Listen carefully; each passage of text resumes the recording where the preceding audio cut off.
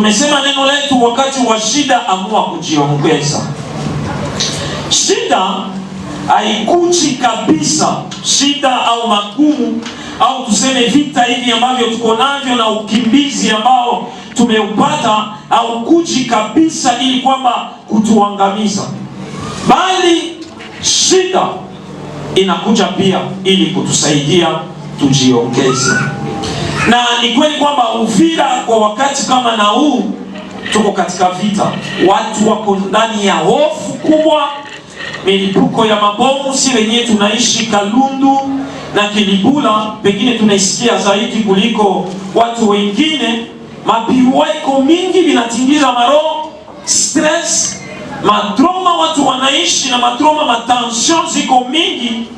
Lakini katika haya yote ambayo tunayoyapitia leo, hatukusanyiki hapa ili kwamba tuomboleze kwa sababu ya hivi vyote ambavyo tumepitia. Hatukukusanyika hapa aseme tunakuja kuomboleza. Tumekusanyika hapa ni kwa sababu ya kumshukuru Mungu na kuamua mwelekeo mpya.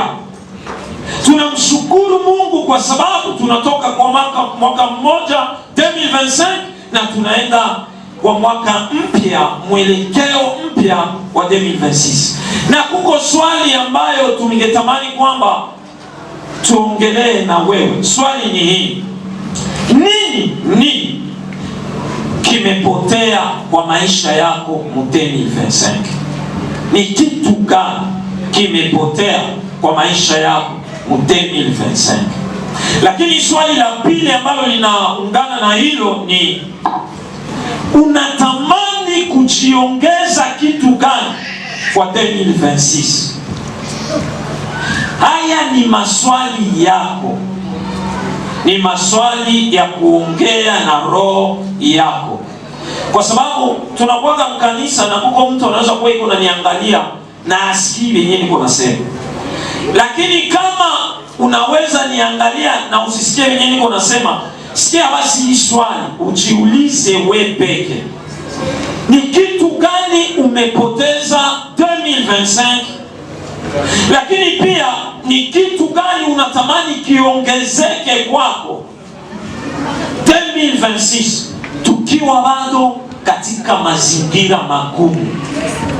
Kwa sababu 2026 tutaingia na mazingira magumu, tutaingia na hofu bado ingali, tutaingia na bado matension yatulie, ma stress haziaishi. Tutaingia 2026. Ni kitu gani unatamani kujiongeza 2026? Hayo ndio maswali. Kisoma kitabu cha Yakobo 1:2-4 anasema, ndugu zangu, hesabuni kuwa ni furaha tupu mkiangukia katika majaribu mbalimbali, ili mpate kuwa wakamilifu na watimilifu bila kupungukiwa na neno lolote.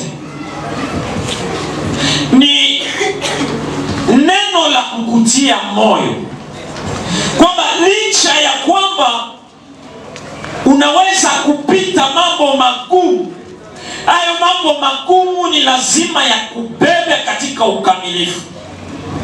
Hayo mambo magumu ni lazima ya kubebe katika utimilifu wa kile ambacho unatamani kikufikie, na bila kupungukiwa na neno lolote. Tunapofika mwisho wa mwaka, hatuulizi tu tulipoteza nini kwa 2025, lakini tunatamani kwamba Mungu aamue msimu mpya kwa maisha yetu. Amen. Amen. Amen.